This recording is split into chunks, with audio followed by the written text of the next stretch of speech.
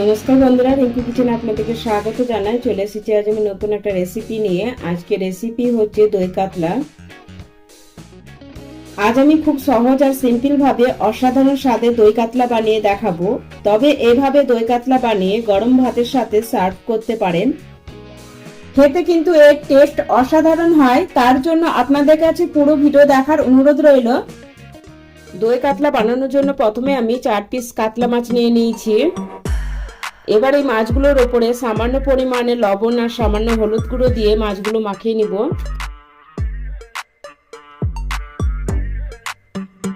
হলুদ লবণের সাথে মাছের দুই সাইড খুব সুন্দর করে মাখিয়ে নিয়েছি। এবার আমি মাছগুলো ভেজে নিব। এবার কড়াই বসিয়ে দিয়ে দিচ্ছি পরিমাণ মতো তেল। তেলটা ভালোভাবে গরম করে নিয়েছি। এবার লবণ হলুদ মাখিয়ে রাখা মাছগুলো তেলের মধ্যে দিয়ে ভেজে নিব। মাছগুলো এক সাইড ভেজে নিয়েছি, আর এক সাইড ভাজার জন্য পাল্টিয়ে দিলাম। মাছগুলো দুই সাইড সুন্দর করে ভেজে নিয়েছি। এবার আমি তুলে নিচ্ছি। মাছগুলো একদম কড়া করে ভাজবেন না, মাছের দুই সাইডে সুন্দর একটা কালার চলে এলেই মাছগুলো তুলে নেবেন। এবার এই মাছের তেলের মধ্যে দিয়ে দিচ্ছি কিছু গোটা মশলা, একটা তেজপাতা, 3-4টে শুকনো লঙ্কা আর দুটো ছোট এলাচ। এলাচ দুটো মুখ ফাটিয়ে দিয়ে দিলাম। আর দিয়ে দিচ্ছি 4টে লবঙ্গ। গোটা মশলা থেকে সুন্দর গন্ধ বেরিয়েছে। এবার আমি দিয়ে দিচ্ছি দুটো মাঝারি সাইজের পেঁয়াজ। পেঁয়াজটা আমি বেটে নিয়েছি। এবার পেঁয়াজটা একটু ভেজে নিব।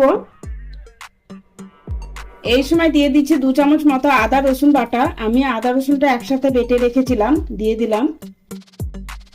পেঁয়াজ আদা রসুনটা 2-3 মিনিট সময় নিয়ে ভেজে নিয়েছি। এবার দিয়ে দিচ্ছি 2 চামচ মতো কাজু। 8-10টা কাজুকে আমি মিক্সিতে গুঁড়ো করে নিয়েছি। আপনারা চাইলে কাজুটা বেটেও দিয়ে দিতে পারেন। কাজুটাকে ভালো করে মিশিয়ে নেওয়ার পর দিয়ে দিচ্ছি 1 চামচ মতো মৌরি গুঁড়ো। মৌরিটা আমি শুকনো কড়াতে ভেজে নিয়ে তারপরে গুঁড়ো করে নিয়েছিলাম, দিয়ে দিলাম। এবার দিয়ে দিচ্ছি 1 চামচ ধনে গুঁড়ো, আর দিয়ে দিব 1/2 চামচ মতো জিরে গুঁড়ো। এবার ভালো করে মিশিয়ে নিব। এবার অল্প একটু হলুদ গুঁড়ো দিচ্ছি, আপনারা চাইলে হলুদ গুঁড়োটা নাও দিতে পারেন। আর দিয়ে দিব স্বাদ অনুসারে লবণ। এবার ভালো করে মিশিয়ে নিয়ে মশলাটা একটু কষিয়ে নিব। মশলাটা ভালো করে কষিয়ে নিয়েছি, দেখুন মশলা থেকে তেল ছেড়ে দিয়েছে। এবার দিয়ে দিচ্ছি 1 বাটি মতো ফ্যাটানো টক দই। এবার দইটা মশলার সাথে ভালো করে মিশিয়ে নিব। দইটা দেওয়ার সময় অবশ্যই গ্যাসের ফ্লেমটা লোতে করে দইটা দেবেন, না হলে দইটা ফেটে যাওয়ার সম্ভাবনা থাকে।